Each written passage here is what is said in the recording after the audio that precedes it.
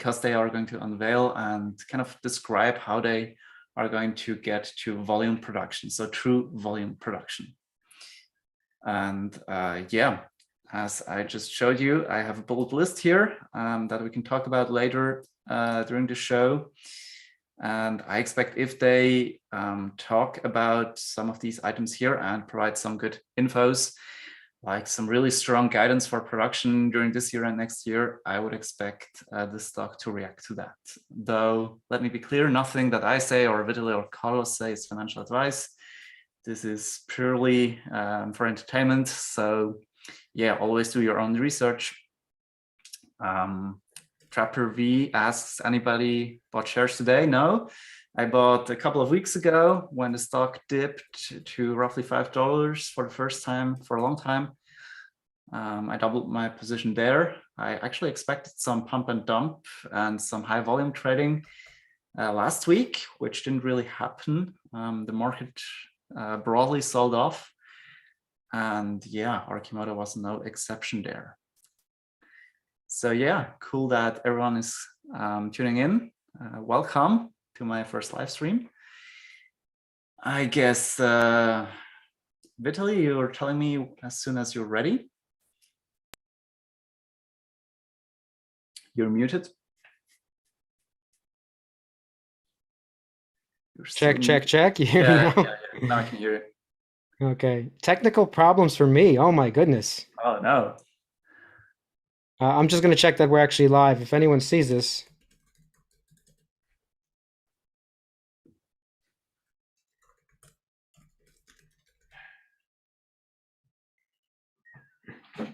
This second stream is not working out as good as I thought it would. I tell you. Let me know in case I can help. I just pulled up on my screen, on my live stream, the stock chart of Arcimoto. Yeah, give me a sec.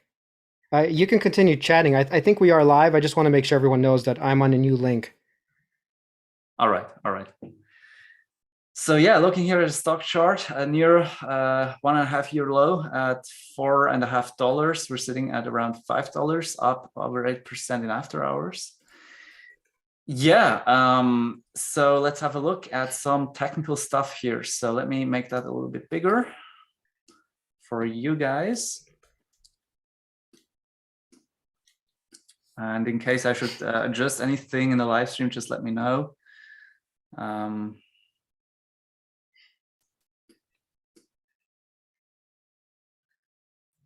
All right, so let's talk about wash sale rule. I think we mentioned that in our last chat, and we expected that to happen, that, well, Arcimoto is one of these stocks that's down pretty significantly from all-time highs earlier last year, at the beginning of the year.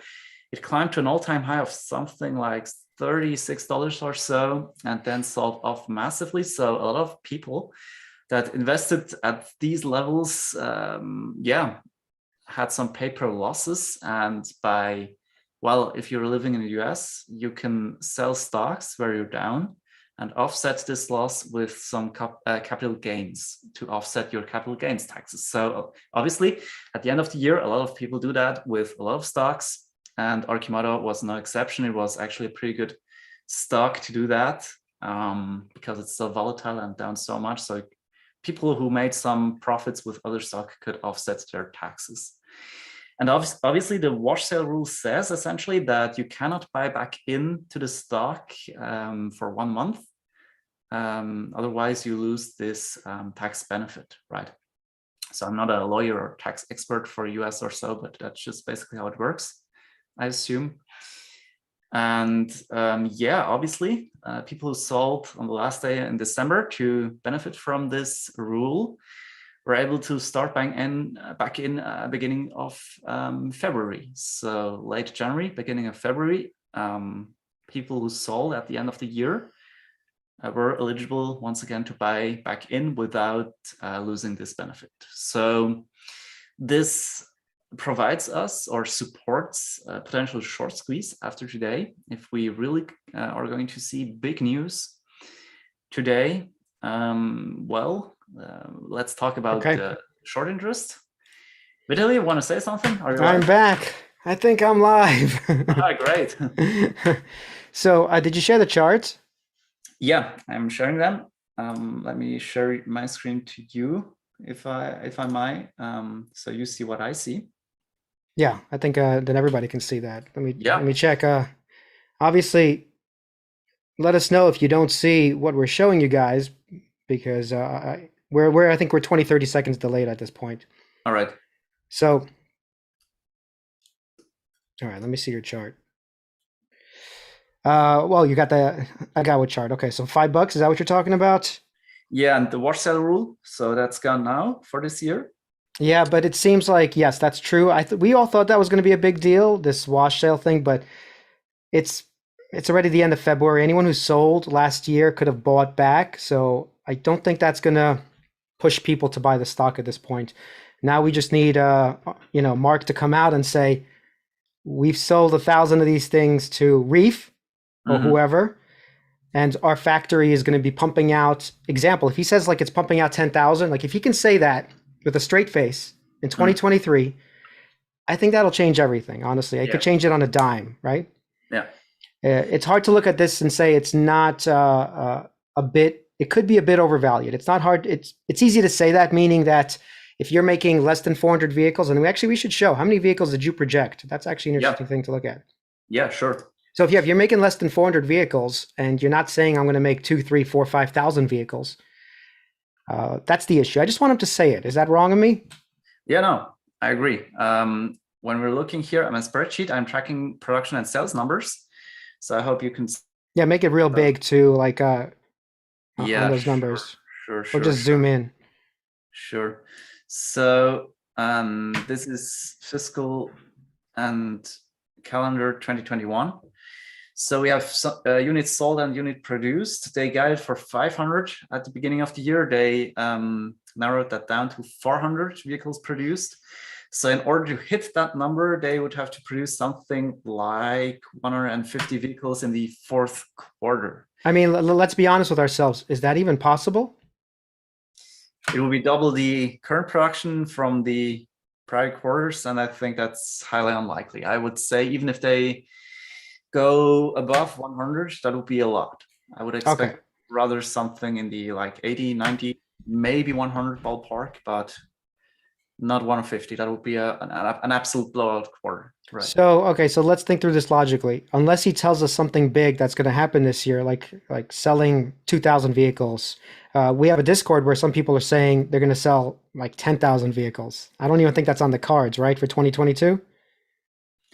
Well, it depends. It depends. Oh, We we have a know bull. We that have a real bull here. Let's hear this.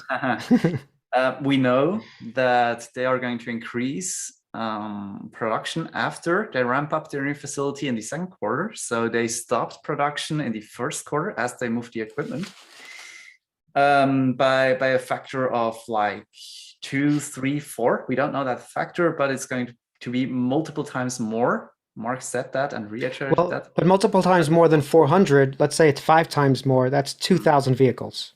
Yeah, that would be a very bullish case for this week, for this year, I would assume.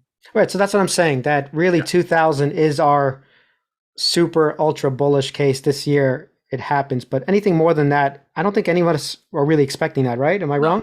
no, Uh, I wouldn't. And also, I might say that production capacity is one thing, but actual production might vary because Arcimoto is also going through a lot of supply chain issues. And Mark said that, I guess, on our Christmas interview, that if they already had ramped up last year, they wouldn't be it wouldn't be possible to produce these vehicles. Like they can't get enough parts, or they haven't been able to anyway during the last year or so. So I don't know. Production capacity is one thing. Supply chain is the other thing that I would expect him to talk about more during the event later today. Like an update on ease of manufacturing. well, I think the stream is starting, so let's do that. Let's share our perspective screens, or do you want to share the stream? Do you have it up? I can pull it up real quick. Let me check.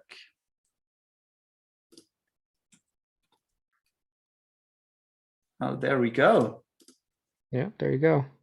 There we go. Oh, all right. Good timing. Good catch.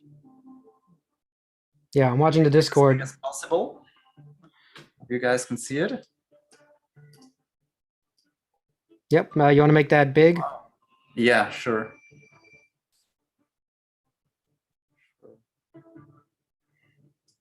Is there sound there that's coming through or no? Yeah, Sounds. hear it.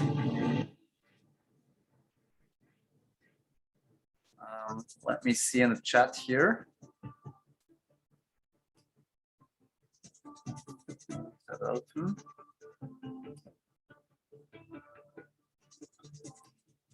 Sound is kind of low. Let me check it out on this end. Hold on. Let me try to share it, okay? To see. Yeah, sure. I stopped sharing. Maybe I can do it. We are going to start here in about 10 minutes. Okay, hold on. Okay, do you hear this? I'm gonna mute. Do you hear it? No. Oh, I have to, hold on. I have to do share sound. My bad.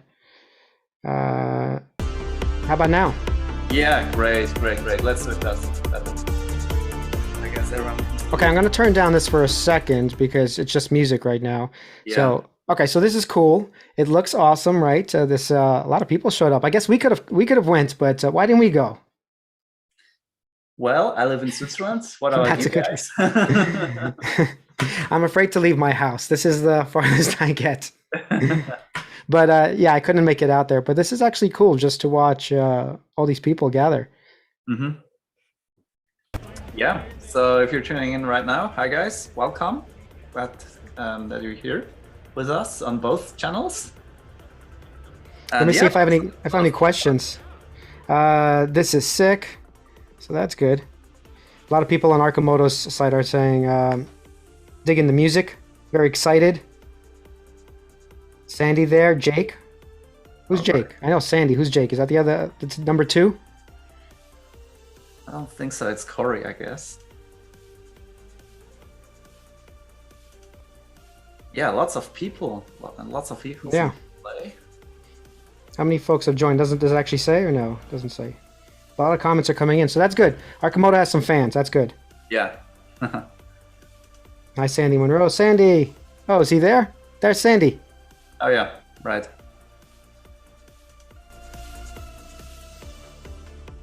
Can you make it a little bit bigger, or can't you? Oh, yeah. You want to make it full screen, or? Yeah. Here's theater mode. Yeah. Let me. Oh, yeah. I can make it bigger too. So, hope that's fine for you guys. Yeah, where's Scully? These are some early prototypes. Like first, second, third generation. On which generation are we now? Like 8th, 9th generation? Yeah. Something like that, yeah. All right, let's see. I'm going to turn it up here. Yeah, a lot of people. It's great. Definitely, very nice. They showcase their battery and tech.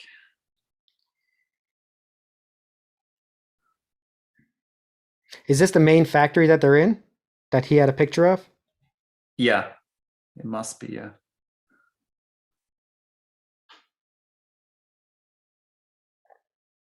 All right, music came back in. All right, I don't know. I think it's still starting. We still have, it looks like 10 minutes. I guess this is all just B-roll.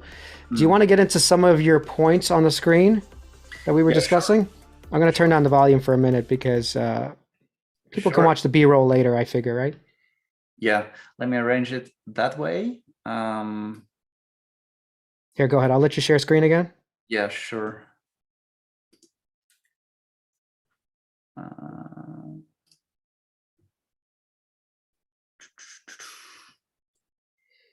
Oh, there it is. Wasn't.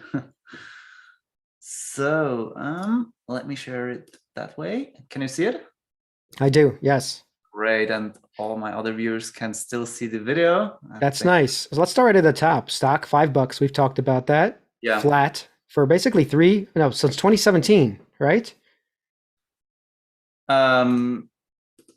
I think it's 2017. Flat almost since IPO. Well, it dipped in 2019, 2020 to under $1 briefly, but essentially when you bought in at IPO pricing, you got diluted and you're flat.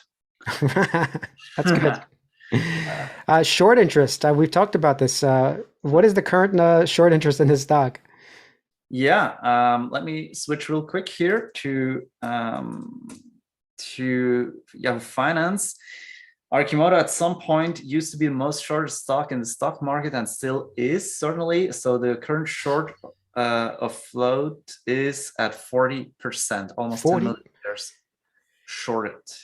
I mean, you know what that means, first of all? I don't know if some of these are naked, but it is actually 40% of people or shares putting up their shares to be shorted. Because, like, for example, like I haven't done that part of it. I haven't taken my shares and done that.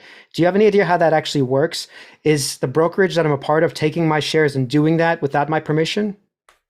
Yeah, essentially it's just the float is all available shares that are out there for the public that are eligible to invest in for you and me.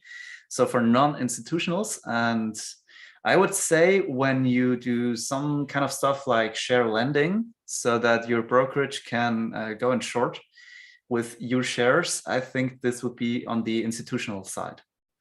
If I'm not mistaken, I'm not a brokerage like expert. Right, I'm just curious because I do have shares in an account. I'm wondering if like Fidelity and whoever else takes them anyway, because they're guaranteeing it on the back end, and they go ahead and lend it without basically paying me for it. I'm just curious. We should look that up. Next one is wash sale rule. We've discussed that briefly, but I don't think that applies anymore. No one cares about that. Right. 200 million market cap, and you have 120 million. So the other 80 million you're counting as what? That's just assets on the balance sheet. Assets like the factory that we are seeing here, cash. They have over $30 million of cash on hand, almost no debt. And they also have some, what I would call a little bit of fluff from the Peleton Motorworks acquisition, essentially just branding rights and expertise. That's not like a hard real asset, right? But essentially we have, roughly speaking, $100 million of fluff left. So that's hopium, that's pricing in future revenue and profits. And that's not much for a company that could do, I don't know, maybe $50 million in revenue pretty soon this year. I'm looking at the market cap right now. It's 191 million, so even a little bit less. So we're talking about you're buying it for around $150 million right now, approximately. So in other words, if the stock sells off to like $3 or $2.50 per share, you're getting like exactly $1 invested is like $1 of assets on Arcimoto's balance sheet. And that's insane. That's for a growth company that's about to start production and expand revenues multifold. That's a joke. So the market is already pricing in a lot of things going wrong and not a lot of things going right for the company. So when you invest at this point in time, or you invested just like last week or so, you would agree with me, with my point of view, that this would be a good entry point, and that, there's a lot of upside, and the real downside would be if they fail, if they go bankrupt. But right, like, rationally, there's no point like that stock again sells off 50% again. Like, no way. Well, let's discuss that. Bankruptcy would look like what if they don't get the ATVM loan, right? And then they have to front the whole cost of all this, the ramp themselves, which is over 100 million. Obviously, they're going to dilute shareholders, but can they even do it if they don't get this ATVM loan that we keep talking about? Yeah, sure. They could work with convertible bonds. They just would need to find a finance institution that would give it to them. They could seek some private funding, or they could sell shares, or a combination. Obviously, at this point in time, with the stock price at $5, this would cause major dilution for us. So yeah, I tend to see it like the ATVM loan would be the best opportunity, the best alternative and best source of funding for them. Though we don't know what the negotiations look like. We don't know the conditions and interest rates. So maybe in the private market you could find someone like Gerber Kawasaki who's invested in Arcimoto and some other financial institutions that could give even better conditions to them. I wonder if they're a candidate at this point for someone just taking over their business at this low of a market cap. Yeah, this would be another alternative, that they sell the business to someone. Obviously, another company taking over. Like, there are rumors that Mahindra could be in negotiation with them for a licensing agreement. Obviously, this would be, I guess, the bigger company. So a big company could buy them for, I don't know, $1 billion, $2 billion or so. I think Mark, though, commented that that's not in talks currently. Obviously, he couldn't even if they were in talks, but Right. I would say that would be on the table if they really wouldn't be able to get any funding. Like none, no ATM loan, no private market, selling shares isn't an option as the stock is in the toilet. Like, if there are no options on the table, I think that would be their, not plan B, but plan F or so. Let me see, hold on a sec. Yeah.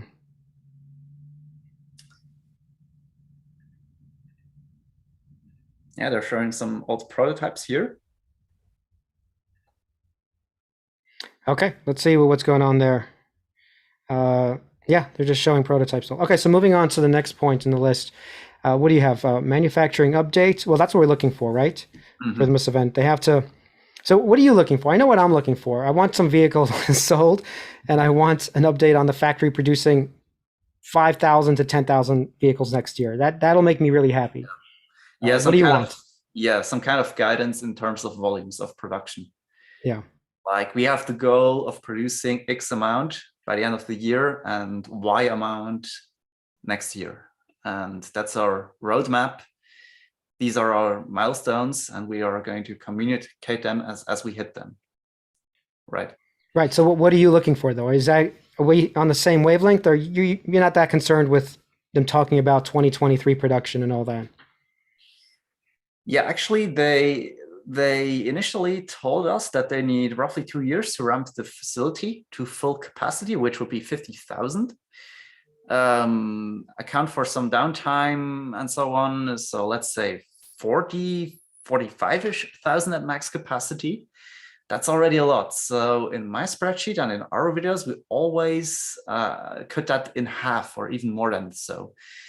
Mark had an interesting talk on Twitter, in a Twitter space with Warren Redlich, and he mentioned that he expects them to be profitable way before hitting peak capacity in this facility here.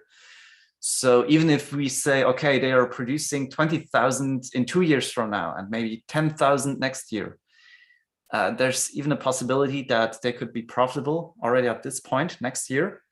But we would need some guidance, also CapEx guidance, margin guidance. Like, we need to know more. I'm not so concerned with the profitability portion next year. Like, that sounds fantastic, but it would be nice to say, like, literally this year, 2,000 vehicles. Next year, 7,500. The following year, 15,000. Like, whatever that is, we can project then a little bit and feel more comfortable buying into all of this red, obviously, because it's kind of hard when you don't know what's happening and they're not even hitting the 400 vehicles we keep talking about, right? So all right, they're starting. I guess I right. share. Yeah. Okay, let me share that. Yeah. Okay. Manufacturing home here to the United States of America. You hear it? Yep. Perfect. Thanks. And at the same time, we're going to deal meaningfully with the threat of climate change. Transportation is the single largest cause of carbon pollution in the United States. That was what I targeted with my Invest Act. Unfortunately, we couldn't quite get that product through the Senate, but the Biden administration is working to implement targets I set for greenhouse gas reduction, fixed it first criteria, and other things, more high-speed rail in their guidance, and I'm working closely with them as they implement this massive amount of spending. Is there echo happening on your end? Yeah. Is it from your side? Our national highway network, and Oregon is getting its first tranche of money next year. we're going to need more. We're going to need more renewable power. We're going to need, to be able to do away with range anxiety. Now, with an Arcimoto, you're not going to have too much range anxiety for the most part. I mean, they're going to be used more Let me see what's wrong. locally. But if we're going to get widespread adoption of EVs in this country, including semi-tractors, which are already being produced, we have to have places to charge them that are conveniently located. And that is a major objective of this administration. So here we are in, just I wonder where that's coming from. Yeah, I close Oregon, all the kind time. of at the far edge of the continent from Washington, D.C., and we're doing something here. Mark Fromeyer and everybody in Arcimoto is doing something here that is going to be a massive shift in how people and move cleanly. I think it's on their end, Yeah, I think so too. because did they just lower down the volume? Yeah. It's feeding back into their system. That's what I think is happening. Yeah. Ladies and gentlemen, the founder and president of Arcimoto, Mark Fromeyer. All right. Thank you, Congressman, for sharing those remarks. And on behalf of myself and Arcimoto, just wanted to thank you for your decades of tireless service for the people of this community, for Oregon, and for the world. We're going to miss you. Actually, though, hopefully we'll see more of you. I do sometimes have a penchant for forward-looking statements. I'm going to be making some of those forward-looking statements today. So before we get rolling, I want to call your attention to our safe harbor disclaimer regarding forward-looking statements. This note. I think they're doing some work on the technical issues.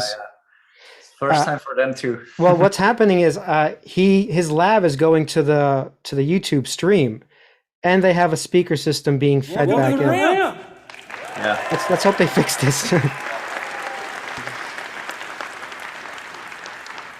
We are deeply honored that folks have traveled, some from very far away, to be here with us today. Some folks from the Netherlands, from... I'm going to put that you guys have feedback. Yeah. I think one on my stream commented that it's definitely on their side. So Yeah, I know what's going on because he has a speaker system that's also projecting. yeah. It's delayed. It's going back into the system. Yeah. I didn't mute. This is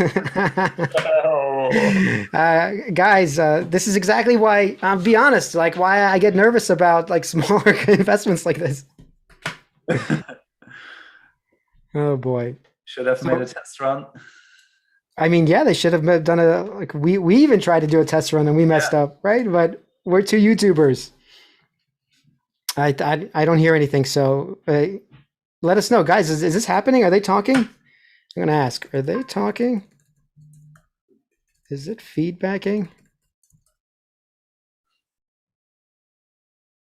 We need some guy on the inside who's right. Oh, I should have. Joe Buslife says I should have offered my services for their live stream. Yeah. Yeah, exactly. Everyone assembled here today. Okay, they're back. She They're back. said, make sure to communicate two things. First, she said, you must remind them why.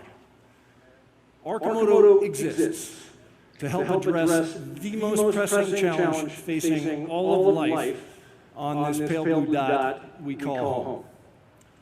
Fires, floods, superstorms, drought, the horror of armed conflict over fossil energy, accelerating species extinction. What was predicted when we started is now on the news every day.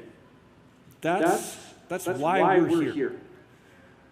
The extreme urgency that impels the rapidly accelerating pace of innovation on full display today Battery 2, platform 2. Okay, yeah, we're gonna need another live stream, just me and you after this live stream. Oh, there's Carlos. Hey, Hey, Carlos. hey, don't worry, this is a cluster effort. This live. I don't hear Well, you. let's get to the fun stuff. Your mic. I've got a lot of ground to cover, so much of what I'm going to talk about today is pretty high level.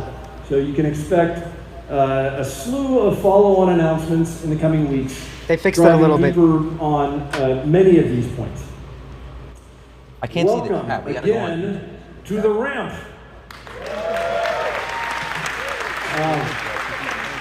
Oh, wow. A year and a half ago, we laid out the wildly big, hairy, audacious goal. Oh, that looks nice. Now that's a good render. Factory by the end of this year, that once at full capacity would be capable of producing 50,000 vehicles per year, and further provide a replicable template for global expansion. At that time, we had neither a site capable of mass production nor a platform design that we could economically scale. Today, we are inside that facility. Today, we will show in rendered form the next generation platform we will produce at scale here. And today, for the very first time, and you can see them lined up over there, production Arcimotos are being assembled here. Nice.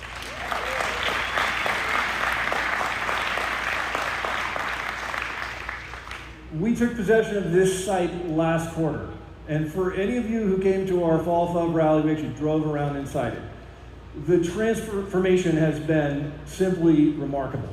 The team has been working with extraordinary hustle. And this is not just the Arcimoto team, but our partners at Chambers Construction, who've been just working through holidays, working to get this space dialed into Arcimoto's requirements. The booting up of the plastics line in building D, the machine shop in building C, both of which are available for tours after this program, and then the transition of the assembly line from the AMP into where we are here in building A.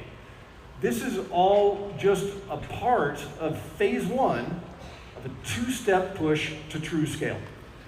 So the initial impact of the transition to the ramp will be a significant increase in production capacity for what we're building right now, the Fun Utility Vehicle and the full family of products that share its platform. Arcimoto more than doubled year-over-year production in 2020 and more than tripled year-over-year production in 2021. Even considering downtime with the move over to the ramp, we expect to triple production once again this year. And then we start taking the big steps up. So before I dive fully into that future, I want to just take a few minutes to talk about the now and the incredible progress the team has made further developing the FUV product family and market for Arcimoto. On the consumer front, the FUV and the Roadster continue to receive rave reviews from demo riders and journalists alike, adding confirmation to our belief that Arcimoto delivers the most joyful ride experience of any vehicle on the road and oversized utility on a lightweight platform. As we begin to exit the pandemic mode that has gripped the world for the last 2 centuries, in 2 years, Arcimoto is hitting full throttle on our demo rental program in order to maximize the number of people who get to enjoy our unique ride and drive exposure for the Arcimoto brand in the most capital efficient manner we can, with the long-term goal of turning that first-time new user experience of a vehicle into a profit center for the company instead of what is typically a big cost sink for a typical vehicle manufacturer. Late last year, we began earmarking a significant portion of our limited production output into this program, and we plan to accelerate that this year. Our beachheads, Hawaii, California, Florida, combine to form both a massive market for our existing products relative to our scale of production and serve as thriving hubs of destination travel. We've announced several key rental partnerships already this year. And stay tuned, we have a lot more coming. For our commercial and government fleet offerings, we've likewise made significant progress. Early trials of the Deliverator, the Rapid Responder, the Flatbed have provided invaluable feedback as we aim for volume production of these products. And further, the move to the ramp will finally give us the space to actually produce those product variants on the same assembly line. What we do right now, we actually have a separate facility where they go from the AMP to R&D, they get stall built. Right now, this move is going to be a big win in terms of being able to build all of the different pieces of our product family in a much more efficient way. At the same time, we're working with ecosystem players to flesh out the full suite of offerings needed to really deliver commercial vehicles. And that includes broad service, leasing options, so that fleets really have a turnkey solution for the market. And so likewise expect much more on that front soon. And when it comes to vehicle customization, I want to highlight one development the team came up with entirely on their own. Nobody, and I mean nobody, has been asking for this at all. Roll the tape.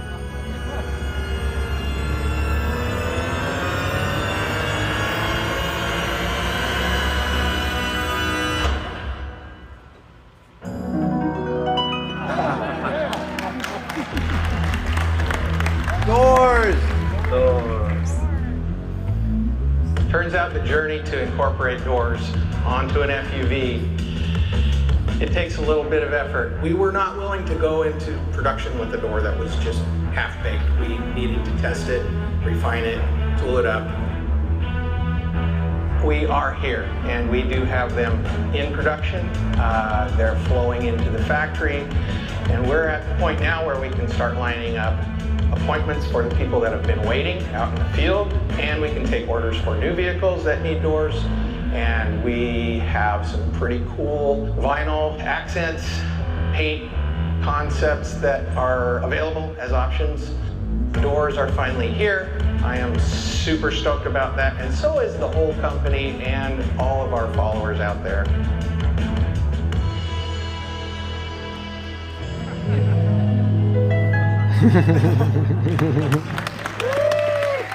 That was funny. That's the right way to do it. The doors and the recently launched golf bag carrier are just the beginning Windows. of Arcimoto's accessories program. We have a number of additional prototype accessories in development, from the Arcimoto sidecar to the splash guards and storage kits, many on display here today that will allow both consumer and fleet customers really dial in their Arcimotos to meet their particular needs. One final recent development that I'd like to highlight in particular, this is actually a program that began a little more than a year ago when devastating wildfires threatened our community and watershed. Our friends Zach and Jesse from the Now You Know YouTube channel turned us on to a really clever approach for firefighting using substantially less fluid than is typical used in conventional firefighting ways. So the question was, what if a very lightweight, nimble, rapid responder could be outfitted in order to be first on the scene of a blaze with enough fire suppression power to handle everything from car fires to small house fires? That initial discussion has evolved into Arcimoto's Smoke Jumper initiative and a multi-company team building a multi-platform, comprehensive approach to fight fires. This video was shot just this last week of an Arcimoto rapid response vehicle and a novel pump and nozzle system that used approximately 3 gallons of liquid to put out that blaze. We estimate that an Arcimoto equipped with this technology portfolio can carry the equivalent firefighting capacity of 300 gallons of water used in the traditional way. We plan to pilot rapid responders thus equipped this summer. Wow. Interesting use case. Didn't think about that. So now looking on to some of the more forward-looking stuff, the torque vectoring system that we showcased with our friends at Stoffel Systems last summer that provides both a much lighter steering feel and snappier torque off the line. When we showed it over the summer, it involved modifications to the vehicle hardware, some wire harnesses, a lot of extra stuff. That system is now up and running on stock Arcimoto hardware. And you can see that here and try it in action today. We expect that that system will be feature complete later this spring, and then there will be a testing and validation period aiming for rolling out to our customers this fall. And concurrent with the release of torque vectoring, we expect to release the first version of the Arcimoto app, allowing FUV owners to power on their vehicles, perform diagnostics, connect directly with service, and that will also offer renters in our demo rental program to be able to just much more seamlessly rent Arcimoto vehicles. On the battery front, we are now in the testing and verification process for modules built with the next generation cell from FUVS, our battery supplier. And we expect that this new cell will offer an incremental increase in vehicle range for all of the products in the product family. And we are presently on track to move into production with this upgrade at the end of the quarter. Wow, that's big. As we reiterate regularly, the vast majority of our engineering effort is to ramp up to mass production. And today I'm going to give you just a little sneak peek at what's next. So the foundation of every Arcimoto we build is the platform. And the key to scaling production, first and foremost, is to make the platform more scalable. So here is the very first look in computer rendered form of that new platform. And so you can see just the significant reduction in complexity. It's basically, and this is major work done by Arcimoto, our partners at Monroe & Associates, Stoffel Systems, Electric Goddess, and many others. So this is going to feature both mechanical refinements of the drive system, and then significant electrical system optimizations to drive down cost and improve manufacturability. We plan to build the first prototypes of the new platform this spring, validation testing starting in Q3, and targeting production in Q1 of next year. So this 1.x program is what will really truly start to unlock the big steps up in scale. So the 3x jump up that we plan for this year is a big jump, actually. That alone, a lot of work. But what we're planning for next year is a 7x increase beyond that, and then ultimately on the path to getting to maximum unit output capacity for this factory in 2025. I should add that while there will be minor benefits to the ride, the big advantage is going to accrue to cost and scale of manufacture. And coincident with the launch of 1.x, we intend to bring the Rapid Responder, Deliverator, and Flatbed into series production on the new foundation. So the platform is Arcimoto's fundamental product. It's the many shots on goal approach that separates us from all of the other EV endeavors that we've seen to date, and ultimately we see the platform itself as a key standalone part of the portfolio. As we look forward, we aim to make the platform accessible to a wide array of users, other vehicle makers, schools and research institutions, and EV enthusiasts. And today, we're giving that effort a name. We call it the Arcimoto Platform Initiative, a true hardware API for sustainable transportation. Last summer, our friends at Faction demonstrated a proof of concept driverless Arcimoto. Today, we are excited to announce that Faction is officially our first API partner.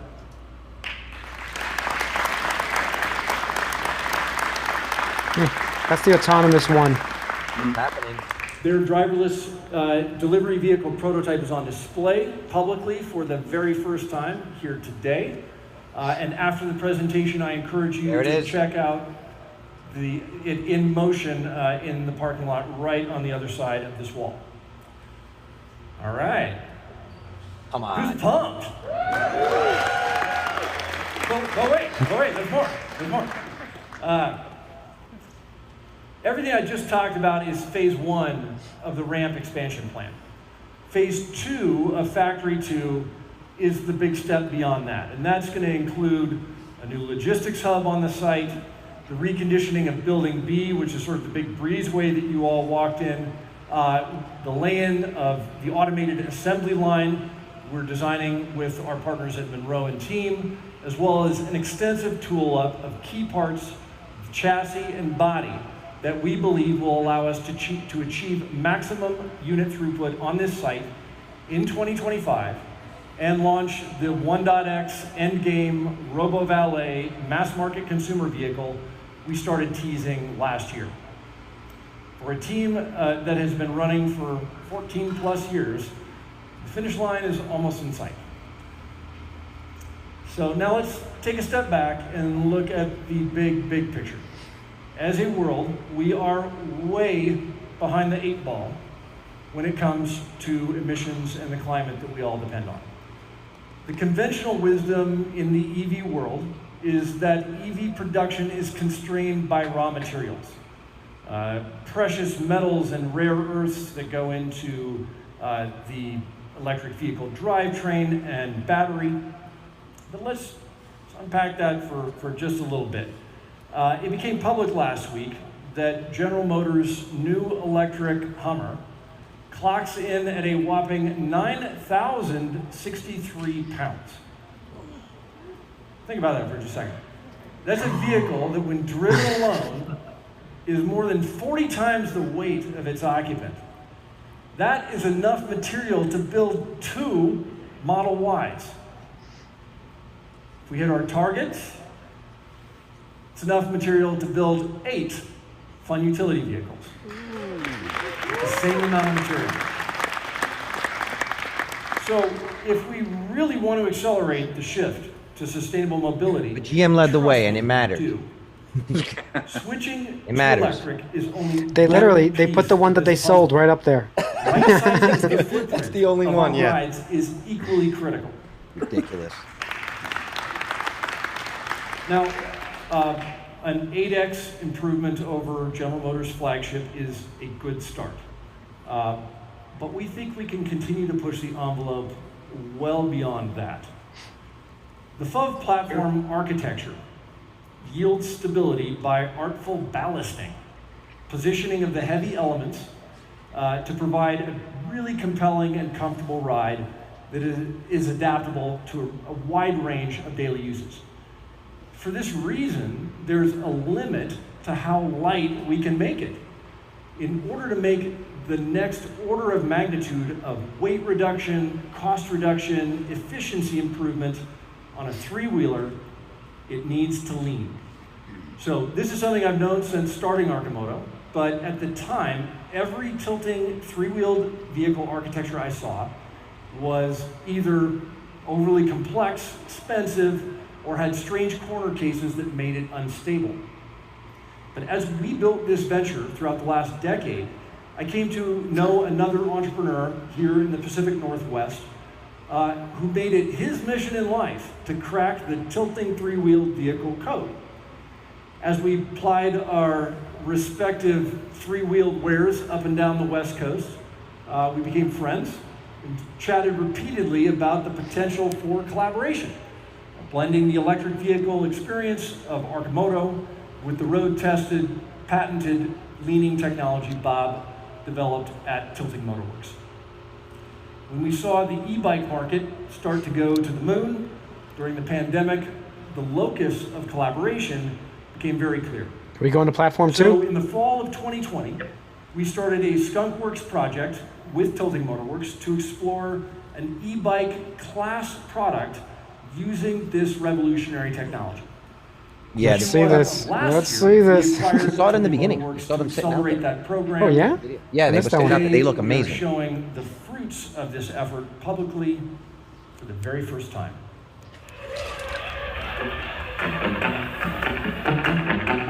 It's beautiful. Oh man, they're going after Peloton. Charged by pedaling? I think they bought Charged by Peloton. That's pretty cool.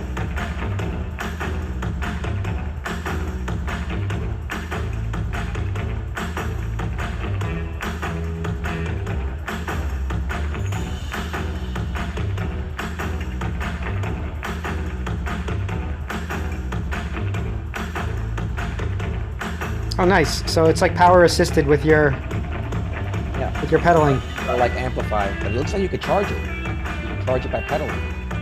Yeah, it looks fun.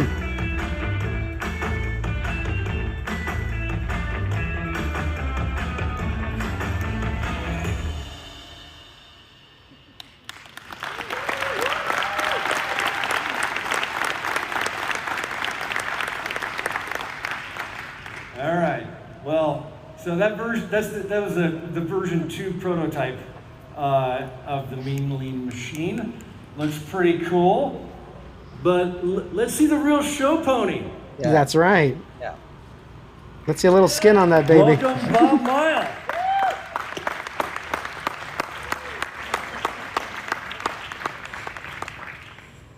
Arcimoto's up after hours, by the way. 7%. I see it. I'm watching it live on Trading View. So, I think it's beautiful. I love it, and I want to give a shout out to our friends at Mercury Metals, just our neighbors who helped us. They designed a kinetic sculpture in the frame like no other, and then burned the midnight electrons to get it built. Larry, Nick, Joel, Ben, you guys are legends. This vehicle is a collaborative effort of a ton of people. I'd love to thank them all, but the team working on this has just been cranking forward on a project that we all really hold truly deep to us. It's an e-bike class vehicle unlike any other on the planet. Riding it feels like an extension of your body. Leo, do we have Leo here anyway? Leo is the master bike builder featured in that video. I was talking to him the other night. He described it as super you riding the perfect world. Wow, And to think people accuse me of hypey taglines. Anyway, the MLM is packed to the gills with new It's going to have some technology. storage space, so... Reinvented the wheel. So But still, even 150 miles, that's amazing. Hub motor wheel assembly on each. Did you hear what he of said the about the 3 accessory cars. program now? We teamed up with some So I think he's brilliant going to add Tesla all that stuff alums as accessories because you to make so develop much a more. new pedal generator. The accessory and Right, the that's right. customers will There's appreciate being able to no customize. chain, there's no belt, there's no grease. The generator is your throttle. So super precise response to torque, as well as the ability to charge it up while it is parked. So, I mean, think for just a second how absurd it is to have a stationary exercise bike that you plug into the wall, right? In some places, you're burning coal to burn fat.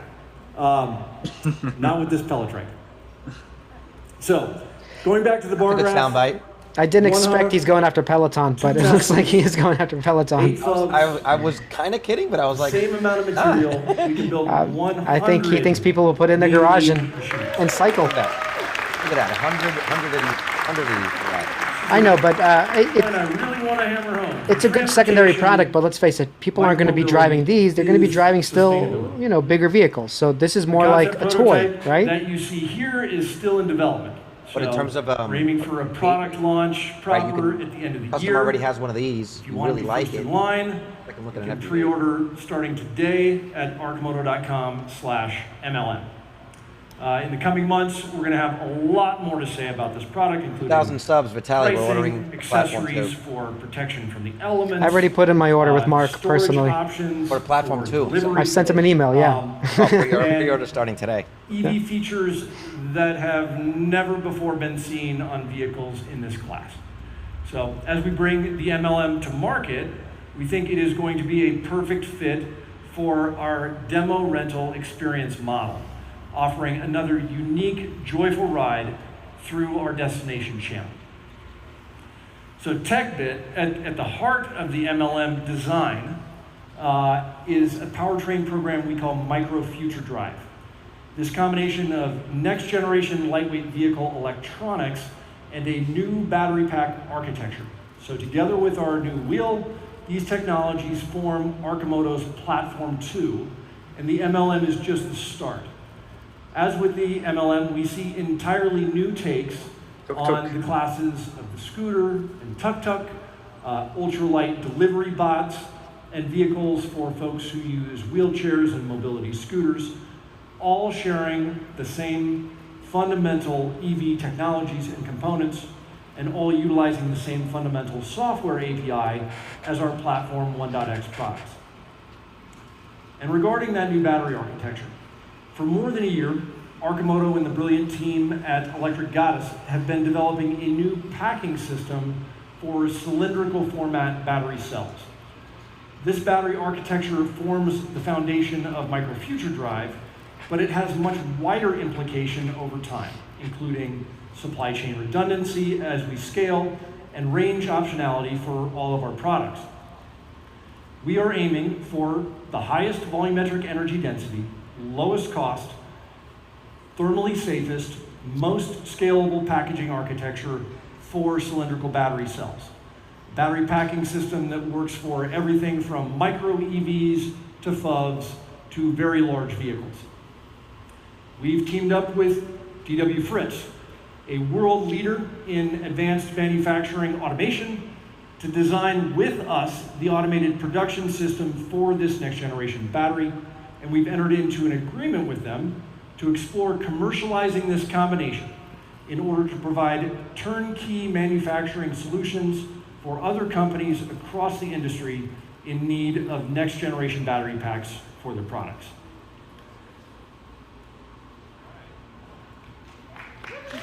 Home stretch. All right. So home stretch. Just two more things.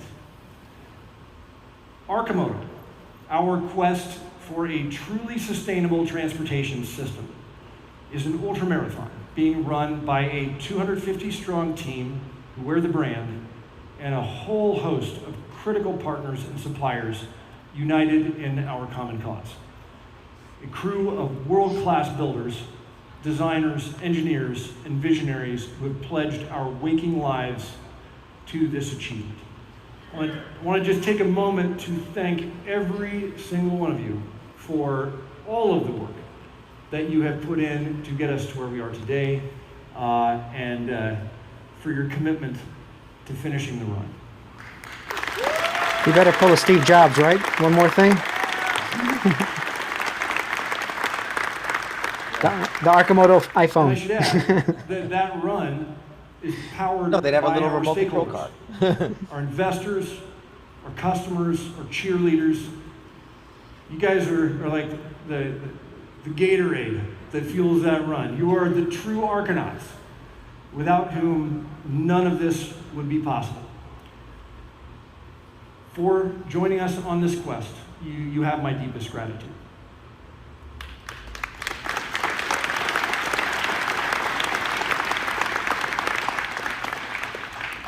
Okay, last bit. One more thing. The reason my mom couldn't be here today is because she is away greeting her first grandchild. The newest member of the Arcimoto family. So Mom's first missive to all assembled was to make sure that we are doing absolutely everything we can to leave the best possible world for my first niece, Anahata, and for all of our future generations.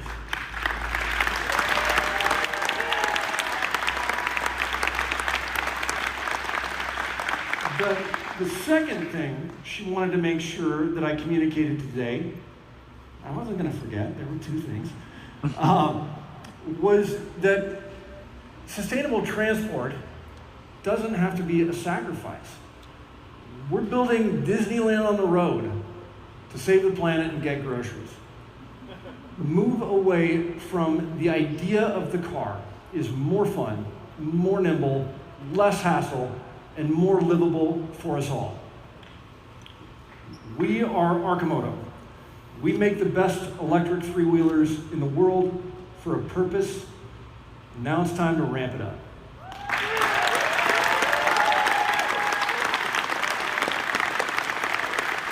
LG, no claps from you. Thank you all for being here today. Enjoy yourselves. LG doesn't clap past 10 p.m. Yeah, he's asleep. He's done. He's like, He sleeps with his eyes wide open. no. Thanks. I'm not impressed. Okay, is that it? Is that the end? As if they cut the audio. Okay, guys. So I guess we should probably discuss a little bit. What do you think, Carlos? Did you get to see any of it? I did. I mean, I was catching it even when I wasn't there. I wasn't. Did he talk about the tri-motor? Did he announce anything tri-motor? I don't think so. No. Nothing tri-motor. Interesting. Nothing. Okay. Well, I mean, I can see some wheel motors there.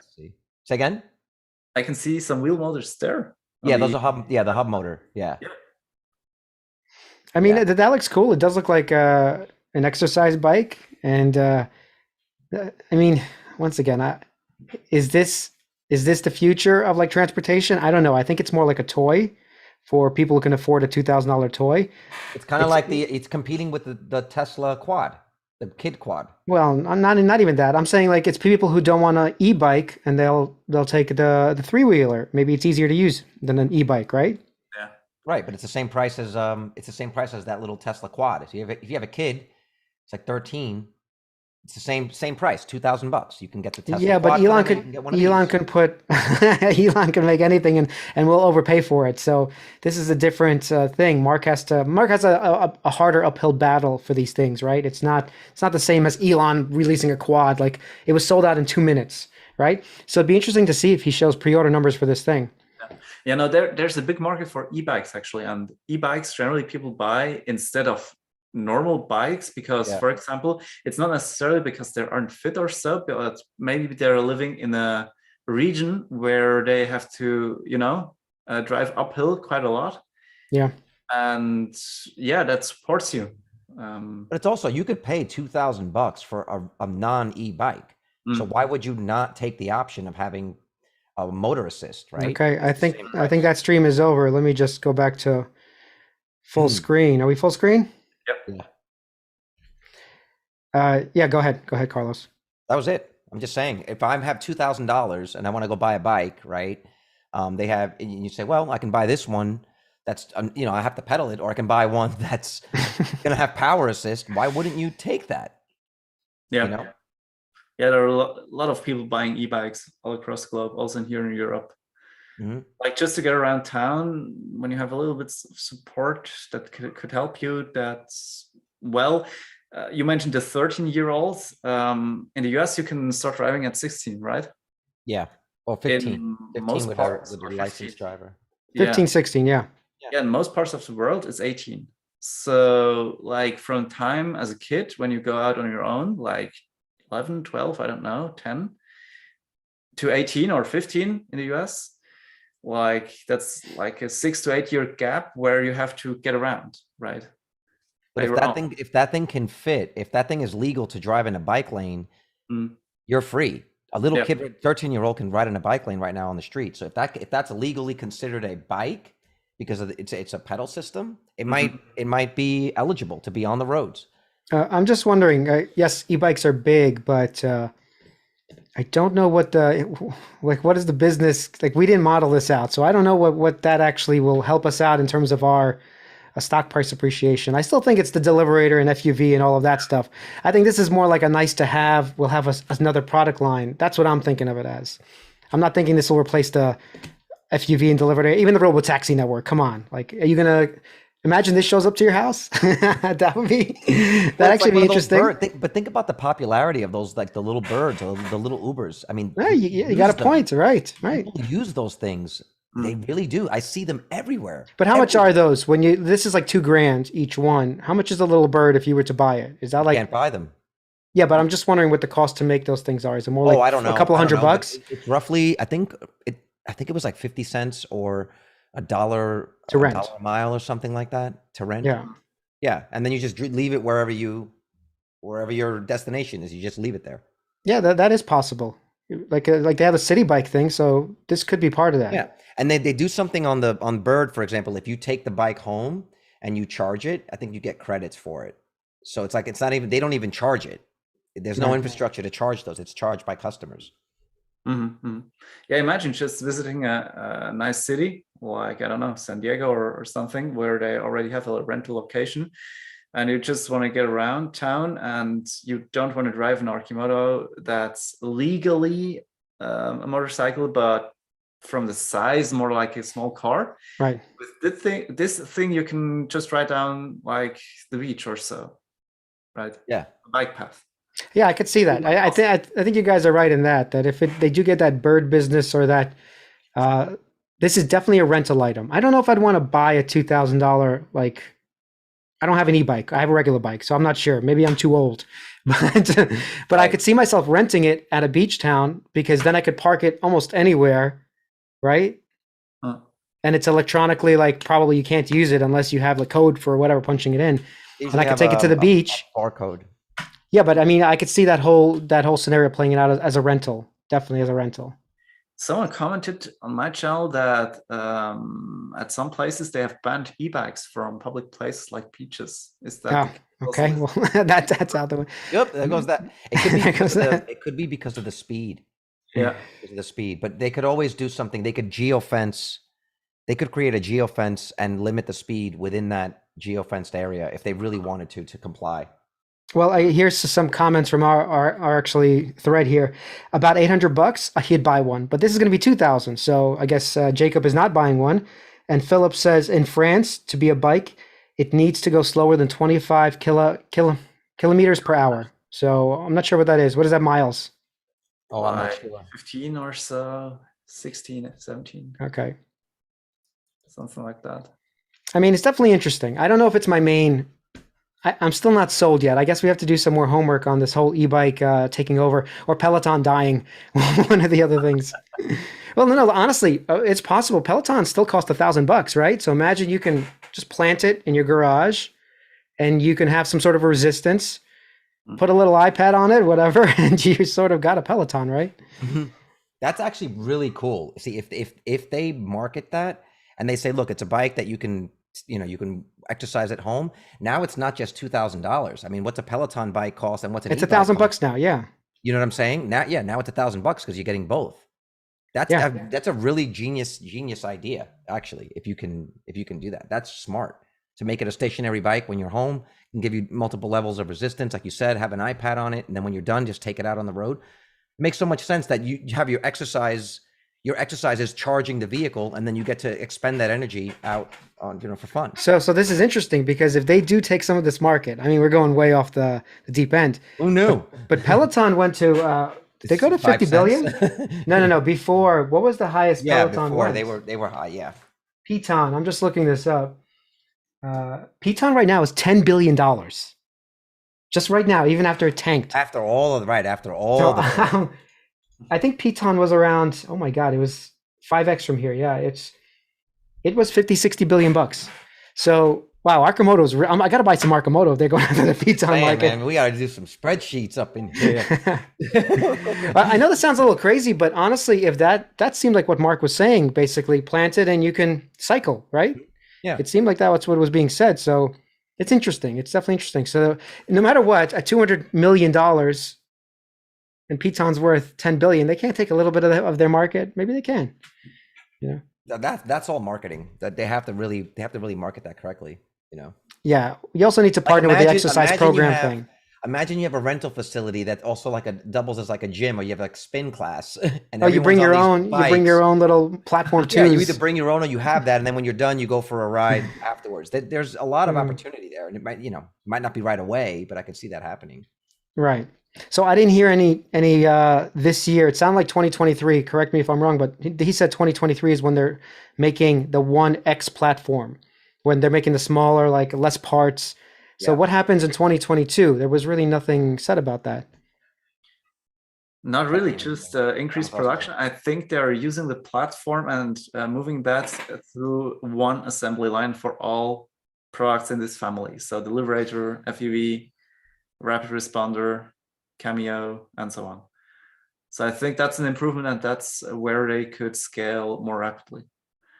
So, but he said he's going to do, multiples on this last year, which he didn't even talk about the numbers, by the way. So I really didn't hear any numbers. Yeah, he said they want 3x this year compared to last year. Oh, so okay, so 1,200. So 1,200? 500. If you look at the chart, it was 500. Yeah, nearly 500. So 3x would be 1,400, 500. And then 7x in 2 years compared to what? To this year or next year? It better be compared to this year. I think the 500 was the 3x. I don't think it was 5x from 300. I think he's saying this year we can triple what we did last year, or double what we did last year, which would give us 500 total. That last column had 500, and there was a good bit of it. Say 45% of it was sales. Yeah. I'd say 35% of it was rentals, and then the other one was some other sliver. It was a new. Wait, so what are you saying for 2022? 500. That's what it sounded like. He said 500. That can't be right. That's what it sounded like. I mean, again, we'll have to go back and do a proper like debrief on that. That was a lot. Let me see if someone said in the comments if they know how many they're doing. And ours were cumulative productions, so since 2019. So so that could be 500 total since inception. Yeah. So in 2020 it was like 150, and then cumulative last year was 450. So the total year production was more like 300 and something, low 300s. So a 3x from that would be like 900-ish, 1,000 maybe this year. I think the stream is showing tour of, check this out. So let me share this real quick again. Yeah, sure. They're showing something else now. Machine shop. Sound should be there. I am sharing sound. I don't think there's any sound for the stream.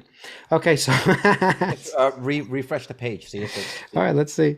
It could just be a background for the event. Yeah, it's just background. They have the event going. They're playing music. Yeah, but interesting. New manufacturing technology, plastics.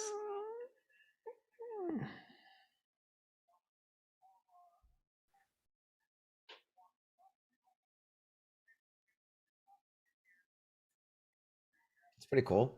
Yeah, I'd love to hear the sound to that. Right. Do you hear it? No. No. Oh, no. There's... sorry about that. Temperature, our mold comes up through the bottom, and then the vacuum turns on. It sucks the plastic down to get your part. And then it turns on the chiller, which cools it off, and then it unloads the part. And once this whole line is up and running, the robot will then unload it. It will pre-trim it and load it on the 5-axis router, which will then trim our parts. The robot will then grab the parts, put them on this conveyor where we will unload them and move them to the next step.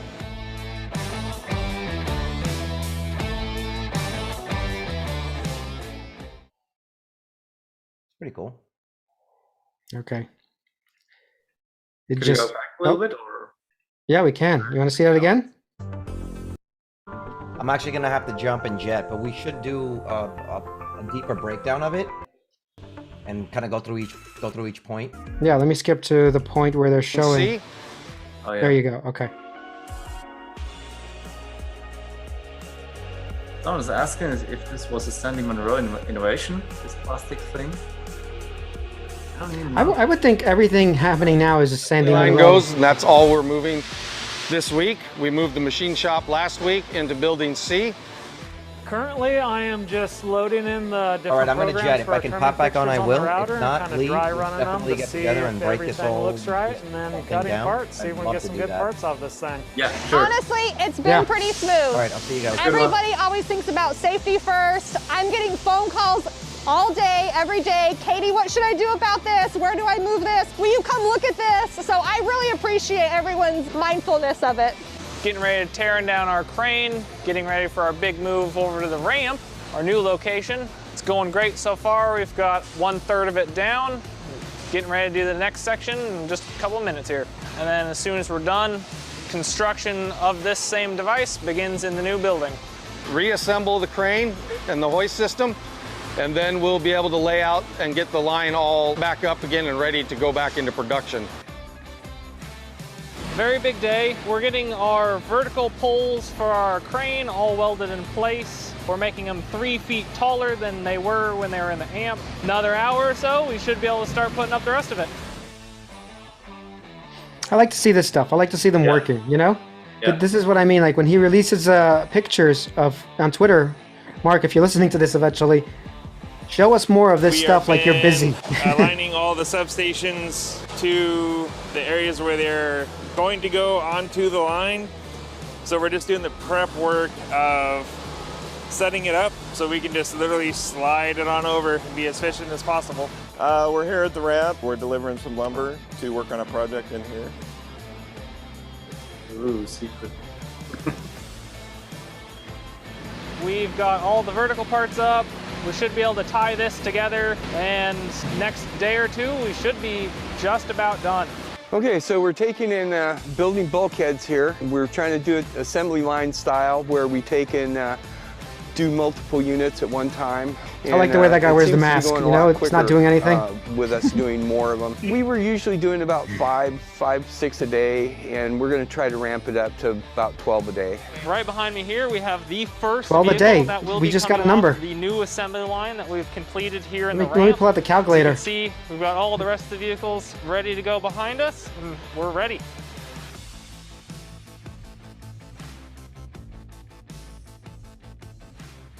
Looking good. Okay, so I'm doing some math here. Do you think this is right? I did 6 months worth, approximately 12 a day. Uh-huh. If they get up to 12 a day, I'm saying. So that's like 2,000. Yeah. Guess this part isn't the bottleneck of the supply chain. Yeah, okay. Yeah, well, I guess we didn't consider that part. Oh, the sound just drops off over here. Let me see it going a little bit forward. It comes back. Down grabs it with suction. The thermoformer, they're all made out of aluminum, and then the second machine down there is our thermoformer. So this thermoformer was that the $700 deduction in price? So basically, we load our plastic in here. The machine comes down, grabs it with suction, draws it up. It's moved over here, deposited on this top plate, and then we have an upper and lower heater that come in, and it will heat this plastic up to about 400 degrees, depending on the plastic. And then once it's up to temperature, our mold comes up through the bottom, and then the vacuum turns on, it sucks the plastic down to get your part, and then it turns on the chiller, which cools it off, and then it unloads the part. And once this whole line is up and running, the robot will then unload it. It will pre-trim it and load it on the 5-axis router, which will then trim our parts. The robot will then grab the parts, put them on this conveyor, where we will unload them and move them to the next step. Okay, cool. Yeah. Let's see if there's anything else. Okay, that's just B-roll there. All right, that was pretty good. Yeah, so what do you think? Like some final thoughts? I still want to hear more numbers. You know, like that's the one thing they're being very coy about. And I guess we're all going to go deeper into the video, of course, and I also, there's a correction I want to make. Someone did mention on the channel, on my channel, that the scooters, let me see which ones they were. I think the Bird scooters, they cost around $800. Mm-hmm. So if that helps us any, if they're selling their thing for 2,000, it's actually in line. Let's say double the cost. So if you were to sell a Bird scooter, basically it's like $1,600 to $2,000. Mm-hmm. So it seems like for $2,000, it's an affordable thing if people want that. So I just don't know though that market. I have no idea. I've never looked into the e-bike market, and that's not my bull case for Arcimoto anyway. So I'm not sure quite yet. Yeah, I think the $2,000 price point is reasonable. I think at this price point, they could sell a lot of these things. That's competitive, definitely. Did he say when he's actually doing that? Is that 2023 as well? I'm not so sure. If anyone heard that, please let us know in the comments or anywhere. If Mark mentioned when we can actually buy one of these. No. Yeah, I think, yeah, someone is asking how fast can it go, for example. So we got the range up to 200 miles of supported power. So not per electrical power. So you still need to, pedal a little bit. But what's the speed? It looked fast. Specs, right? And they only showed like one seat, but he said there might be a possibility for 2 seats for 2 people, or some cargo space, right? Oh, they're definitely. But I think Carlos mentioned that they're going to have some third-party accessories or whatever. Yeah, this could be very interesting. And but I still just I'm not 100% bullish on it just yet, because it seems like a new business. It doesn't seem like the same business, but I don't know. There's I feel like there's 6 different things going on. You know what I mean? Mm-hmm. Sure. Yeah, sure. I don't think that it's the highest priority for them to kind of bring this into production. I think platform 1 is, ramp it up with the platform 1 and FUV. Right. I think that's their goal. And yeah, it was good to see what they're working on, but I was expecting a little bit more, like more groundbreaking innovation. Maybe they'll inform us and the public, I don't know, as soon as it's ready. He mentioned that the new technology mostly goes in like a year from now, in first quarter 2023. Yep. Prototyping it, testing it, low volume production maybe in Q4. That's the thing. Nothing was really said about 2022, and I keep going back to how we started this. I just want to hear, hey, we're making 2,000 or 500 or whatever it is. Honestly, just give me a number that we're going to try to hit this. And next year we're aiming for volume production, but that means we're aiming for minimum 5,000, whatever that means. Yeah. It's sort of hard to value them without something. Yeah. Yeah. But as far as I could tell, if I got it right, so let's say let's run it down, 300 in production. You want to share your screen? Yeah, sure. So you guys can see it on Vitalis channel.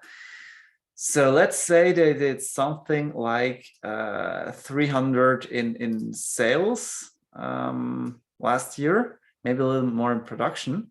So a 3x he mentioned would be 900 or 1,000. I think someone mentioned in my chat that it was 500, 3x that is 1,500. So I think it will be 1,500, somewhere around there. And a 7x from there would be roughly 10K, right? So that would be rough production goal for next year, yeah. And that's pretty bullish. So when we go back to the spreadsheet, well, I mean, if he hits anything like around 10, 8, 7, whatever it is, the company at 200 million is like ridiculous, right? We know that. Yeah. Yeah. So, I mean, with these numbers, like something like $30 million in revenue. Yeah. Possible. And then at around 10K, well, a little bit less than that, like $200 million in revenue next year. Possible. So. Right. Like that's a 2-year forward price to sales of around 1. Right. Right. So place your bets. Yeah. No, that's like good to hear and good to know that, they're more or less also planning in this ballpark, more or less. Like 1,500 this year, maybe 10,000 next year. I think the only thing I did a little video earlier, but let me just show that what happens. Okay, so if we go to TradingView, right? I keep showing the same charts, but that anyone who's still like thinking about buying Arcimoto is now a good time. Like I keep going back to this. Like if I had no shares, let me just put it this way. Like they have a long history of $5. Not to say that it can't go to $3, but I think it's not a bad place to DCA. And if you had no shares, if like I think I have plenty of shares, you probably have not. You just bought a bunch of shares, right? How many did you buy? Another 3,000? Yep. So I think you're fine unless it goes down a lot. Then you might dollar cost average in again, right? I don't think you're looking to do it at $5 again, right? No. So yeah, I'm looking for a little bit lower, but if I didn't have any shares, I wouldn't take that risk. I would have something. Even the call options seem like reasonable. I know you don't like doing that, but 2024, if they're making 10,000 next year, those call options are going to be just completely blown out of just like you're paying $2 or $2.50, and if it goes over $7, which we hope it goes over $7. So I don't know. I don't know what else to say, but I think it's a good time to DCA. Yeah, absolutely. Yeah, not financial advice. No financial advice. Highly risky. Highly. Oh yeah, it can go to zero. That's the thing, right? This can absolutely go to zero. Yeah, we got no update. I think the guy that talked at the beginning was a congressman. They're trying to push a new legislation for EV taxes or tax benefits, but no update on the ATVM loan. Yeah, there's a lot missing. This is where the risk comes in, that we don't know how much they're actually making, because he didn't want to say we're making around 1,200, 1,500, whatever. He didn't want to say that. He doesn't want to say, he's like saying 7x or 4x. Like, I mean, just stop playing these games. Like, tell me you're making 400 minimum or 800 minimum or 1,000 minimum, whatever it is. Then the analyst at least can have some model. They can say, okay, all right, we're projecting this. Your price of sales is whack. You should be worth 10, 15 bucks, whatever.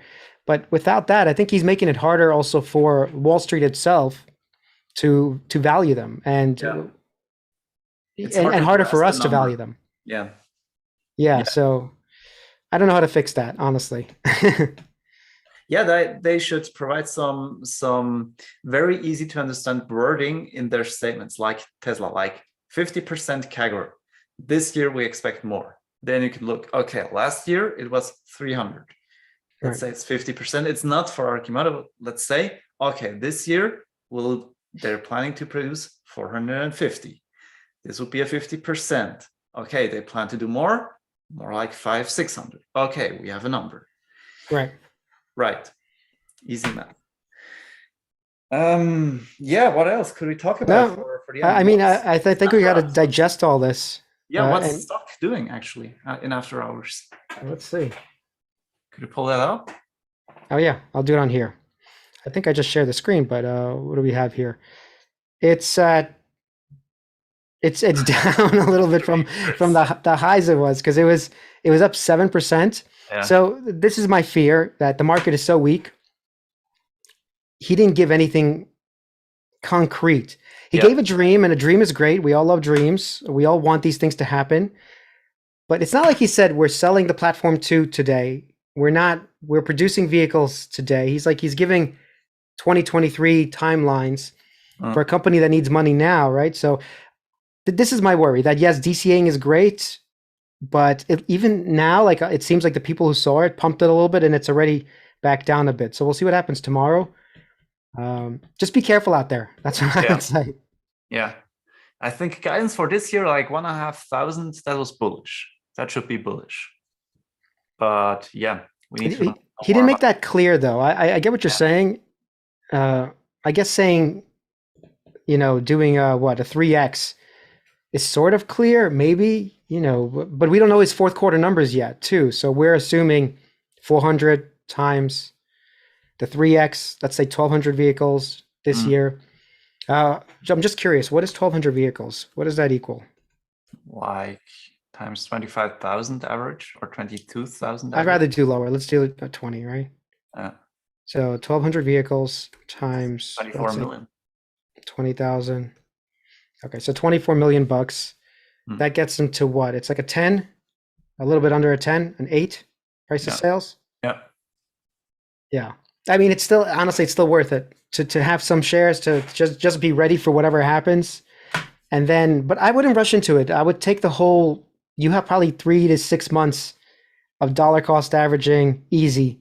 Yeah. While he gets this, because he said even the second half of the year, right? So it's not like next month that this is happening. So, and when he releases Q4 numbers, that's in March sometime. I'm not sure when that's happening. I'm not sure if you know exactly. What day is that? Earnings date. There you go. March 29th to April 4th. We don't have a date yet, but let's say they announce they don't even make the 400 vehicles that we keep discussing, and they're making 370 like you projected. What happens then to the stock? I think it goes back down because Wall Street doesn't care about what you're doing 4 quarters from now. Like, I mean, when I look here at my projections for this year. Yeah, go ahead, bring it up. Yeah, hang on. You had 370, I believe, right? Yeah, right. So the chart that he showed was at a cumulative 450 roughly, right? So last year they did 117. 2019 they did 57. So that's what, like 170-ish or so? Not quite. Yeah. So 370. Okay. Yeah. So that's substantially too high here. Right? Am I wrong? I don't know. 450 less 170 or so, just rounded roughly, that would be at 280. That can't be true. No, I hope that's not true. Honestly, I'm going to take your numbers that like a 20 or so. Yeah. I hope that's not true. Well, it doesn't really matter, but just the sentiment at Wall Street wouldn't be good. No, the sentiment would be terrible. In fact, if he gets anything under 400, I think it'll be very bad short term. But yeah, that just means it's going to be volatile. That means like we can go from 5 to 7 or 8 to go back down to 5. It doesn't mean like it's a bad time to DCA. I'm not trying to get bearish on that, but I think we have some time for all of this to play out. So we're still in that position. Remember we talked about this even in December. In December, I said you still have time. We've discussed this, and I feel like we still have time. Yeah. They have like 30 million left in the bank, and they're burning like 10-ish million per quarter. Right. And plus the raise, we didn't even discuss. There's going to be some sort of a raise, whether it's, you said getting a bond. I'm not even sure how that works, but if they're doing it that way without actually diluting us, but I can't see them not diluting us in some respect. Because they already have, there was an article, what was it, 100 million they were trying to raise? From, I forgot what bank they were going with. They were trying to raise 100 million bucks. Yeah, they just got ready to do so if they want to. So that. But isn't it probably in the process of actually happening? They don't have to do that all in one part. Like they could do it like 5 million here, 5 million there, and they actually did. So they did raise and issue a couple of shares here and there to kind of offset the negative free cash flow that they had. So they would have burned even more cash net if they didn't raise a little bit cash here and there, a couple of million here and there. And I guess they just want to be ready in case they see a huge a spike in the stock price like we did last year, that they would be ready to issue a lot of shares. Right, and they got themselves into one of the worst macro environments known to man right now.